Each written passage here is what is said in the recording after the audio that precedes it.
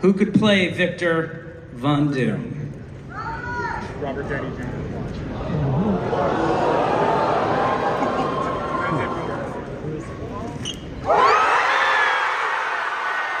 And there you have it.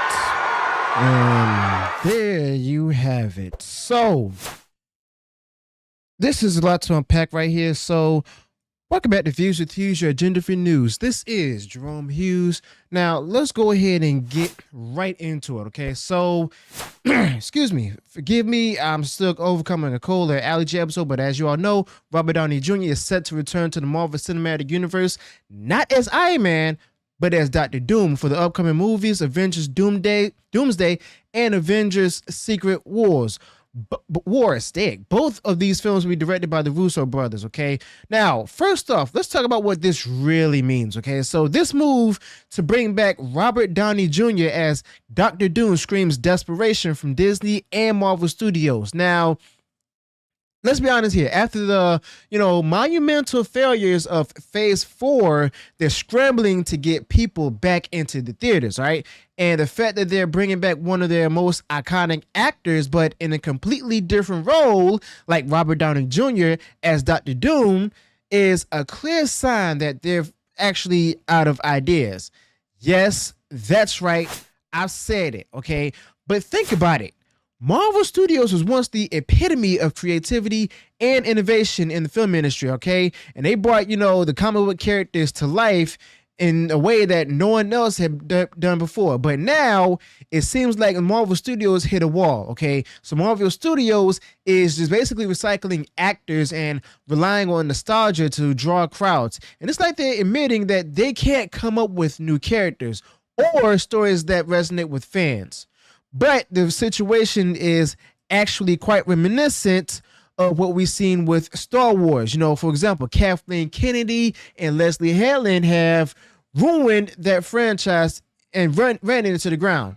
Now, this Disney Star Wars sequels were a mess, and the spin-offs haven't been much better. Now, the Star Wars fan base is fractured, and many have simply just, walked away. The same fate could be awaiting the MCU if they continue down this particular path. Now, the original Star Wars trilogy remains one of the most groundbreaking achievements in cinematic history, okay?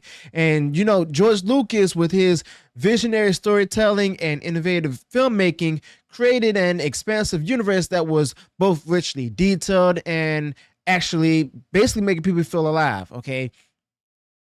Now, the George Lucas Star Wars saga was characterized simply by the immersive characters that are lovable and memorable, and a compelling narrative that captivated the audiences worldwide. However, in comes Kathleen Kennedy. Now, Kathleen Kennedy's stewardship of the franchise has been widely criticized for lacking respect and understanding of George Lucas's original vision. Now, this is also the similar case of Kevin Feige to Stan Lee. Now, the Disney Star Wars sequel trilogy in particular has often been described as unorganized and a mess, with its constant pushing of the woke agenda narrative. Now, each installment in the Disney Star Wars sequel trilogy appeared to actually contradict the previous one, leading to the basic, fragmented, and inconsistent story I'm telling. Like The Last Jedi in particular was perceived as a significant betrayal of the longtime fans. And then also the iconic characters were treated with the apparent disregard, and the plot lines were left unresolved, creating a bit of betrayal, a big betrayal among the loyal Star Wars fans, okay? But the similar criticisms have been actually told about Kathleen Kennedy's approach to storytelling, which is seen as prioritizing political agendas over the quality of the narrative. Now, the emphasis by Kathleen Kennedy on themes like the Force is female and promoting a certain woke ideological perspectives often felt forced and out of place within the Star Wars fans universe. And it's the same with the Marvel Studios. And instead of delivering complex and relatable characters, the films approved by Kathleen Kennedy were basically, introduce characters like Rey, who's known as the Mary Sue, having the Mary Sue archetypes. And Rey's character arc was actually criticized for lacking meaningful challenges or personal growth. which resulted in a flat and uninspiring presence on the screen itself. And let's not forget about the treatment of the legacy characters, especially, Luke Skywalker. And Luke Skywalker, this was particularly distressing for many fans, where Luke Skywalker, once a beacon of hope and resilience, was actually reimagined as a delusion and broken figure who abandoned his principles. And this portrayal of Luke Skywalker was seen as a profound misstep in demonstrating a lack of understanding and the appreciation for Luke Skywalker's established legacy as well as significance. All right. Now, the same pattern of criticism actually extends to the Disney Star Wars, The Acolyte by Leslye Headland under Kathleen Kennedy. All right. And it was also marketed as a fresh take on Star Wars, if you will, on the Star Wars universe itself. And you know what? The Acolyte, basically from Kathleen Kennedy and Leslye Headland, ended up being another disappointment. Leslye Headland and her approach seemed to basically overlook the fan base, the core fan base's attachment to the franchise's rich history and lore. Instead of just basically building upon the established narrative from George Lucas, Disney Star Wars, The Acolyte by Leslye Headland under Kathleen Kennedy decided to go ahead and do some what's called radical reimagining, that is, that alienated longtime fans who felt their beloved universe was being altered to fit contemporary ideologies of wokeism. Now, Disney Star Wars, The Acolyte by Leslye Headland under Kathleen Kennedy also mirrored the trend of prioritizing woke modern political agendas over compelling storytelling. Now, Disney Star Wars, The Acolyte by Leslye Headland under Kathleen Kennedy, it basically just, they were just more concerned with meeting diversity quotas than creating engaging characters and stories. And this resulted in a narrative from Disney Star Wars, The Acolyte by Leslye Headland under Kathleen Kennedy, which felt preachy and disconnected from the essence of what Star Wars is meant to be. Now, moreover, Disney Star Wars, The Acolyte by Leslye Headland under Kathleen Kennedy was criticized for its lack of depth and substance. And the plot in the Disney Star Wars, The Acolyte by Leslye Headland under Kathleen Kennedy, was considered thin and meandering, to some people as call it, and the characters were one-dimensional. And there was notable absence of adventurous spirit that defines the Star Wars saga. And it seemed that, Leslye Headland was more focused on making a socio-political statement than delivering and captivating and well-rounded story. Now, let's bring it back to the MCU, okay? The parallels are just, basically striking, where just like Kathleen Kennedy, Kevin Feige started off with a strong foundation where the first three phases of the MCU were a massive success, but now with phase 4, we saw a big decline, a similar decline. And the movies and shows have been a hit or miss, and the fan interest is actually declining. But bringing back Robert Downey Jr. as Dr. Doom is basically a blatant attempt to recapture the magic of the earlier phases, but it's a short-term solution to a long-term problem.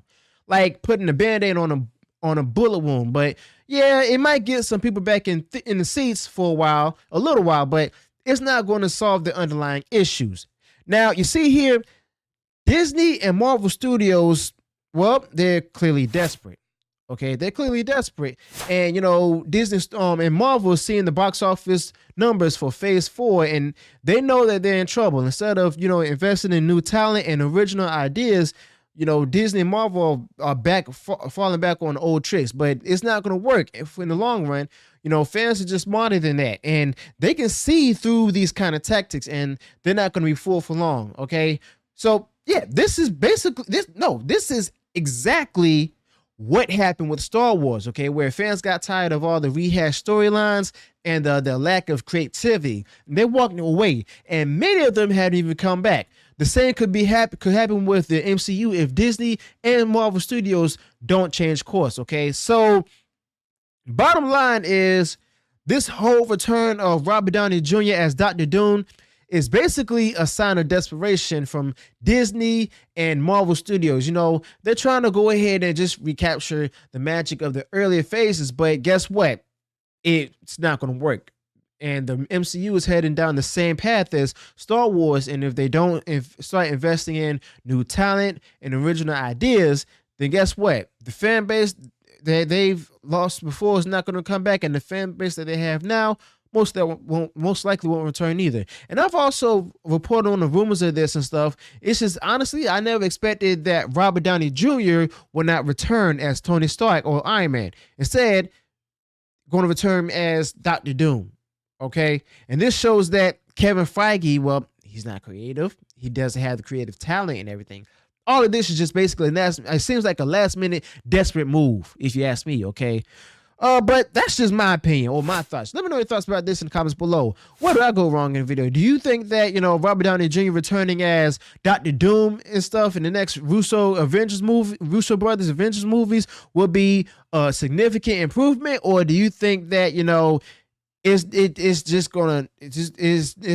gonna do the negative or the opposite effect, or you just don't care? Because quite frankly, I don't care either way. So let me know your thoughts about this in the comments below. Also, be sure to include any additional thoughts you may have on this particular topic. If you enjoy what I shared in this video, go ahead, smash the like button, share far wide across social media. And then if you haven't done so already and you enjoyed all the content that I put out there, go ahead, subscribe to the channel, click the bell notification so that way you'll be notified of future uploads and updates. Till then, peace.